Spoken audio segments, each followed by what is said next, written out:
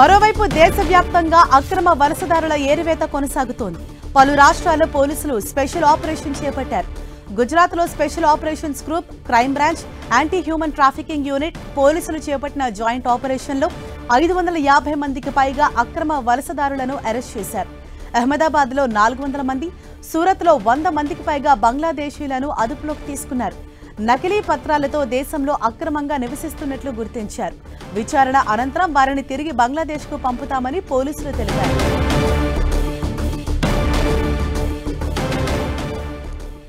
ఇప్పటికే గుజరాత్లో భారీ ఎత్తున అక్రమ వలసదారులున్నట్లుగా పోలీసులు గుర్తించారు. వారందరినీ గుర్తించి వారి స్వదేశాలకు పంపిస్తామని చెప్పేసి పోలీసులు చెప్పారు. ఒక్కరోజే సుమారు 1000 మందిని గుర్తించారు అధికారులు. మరోవైపు దేశవ్యాప్తంగా కూడా ఇదే విధంగా అక్రమ వలసదారులను గుర్తించే ప్రయత్నం చేస్తున్నారు. మరోవైపు పాకిస్తానీలు ఎవరైనా ఉంటే ప్రతి రాష్ట్రం నుంచి వారు వాళ్ళ పాకిస్తాన్కు వెళ్లిపోవాల్సిందిగా ఇప్పటికీ అన్ని రాష్ట్రాలకు సైతం ఆదేశాలు జారీ చేశారు.